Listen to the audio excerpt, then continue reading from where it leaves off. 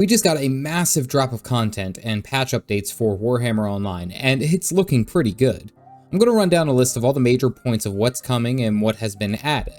I will also add a link to the Return to Reckoning website as well as the patch notes in the description below. Let's get into it.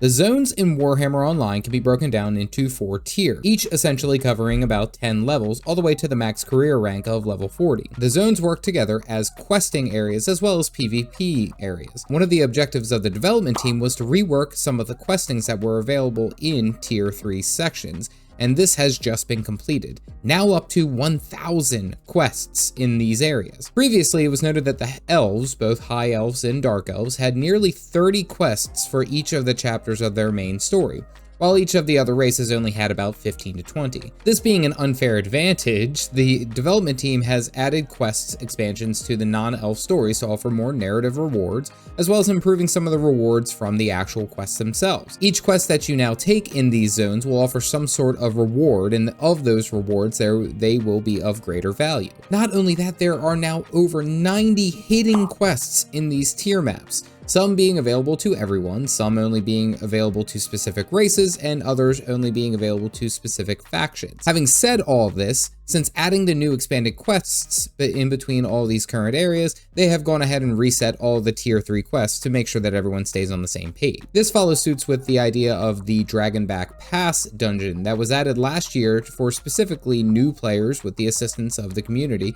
to get them used to being in a group and doing a dungeon style event in the game. Personally, I love all these different developments that they are looking to do. I think it keeps the game fresh, and the fact that they are still grinding out for this game is incredible. A huge PVP event is now live going through June 3rd called Sigmartag. This event is centered around PvP, and this is a massive renown gain boost for everyone.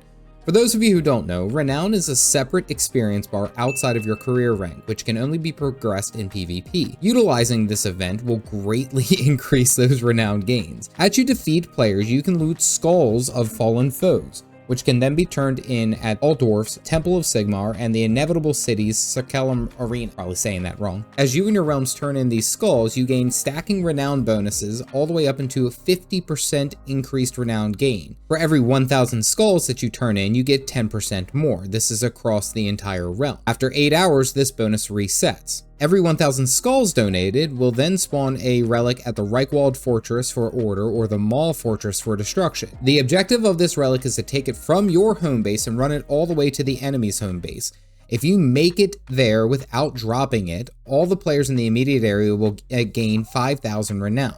Be warned though, enemies can see where you are when you are holding the relic, and your team can see the enemy's relic. If a player who is carrying the relic is defeated, the nearby enemy faction will then receive 2,500 renown for a successful defense.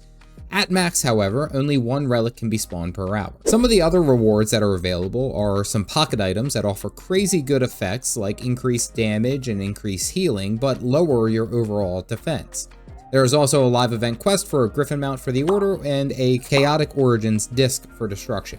They've also added 30 new dice for players to be able to purchase. To keep things fair, the development team has added a new war camp debuff, causing players to take more damage the closer they are to the enemy's war camp. This is to prevent spawn camping, essentially. They have also updated the location of some of the war camps in Troll Country, Shadowlands, Cadron Valleys, and the Badlands, to offer a little bit more distance where players will be and their specific nodes. Personally, I love this idea. As playing Destruction, I always felt like I was getting pushed into my camp. I could just be bad. That's probably what it is. Along with some balancing and changes to the classes, that covers just about all the things that have been implemented on this patch, with more on the way this year. I recently went through an entire journey of leveling up a Blackguard to max level, and it was infuriating.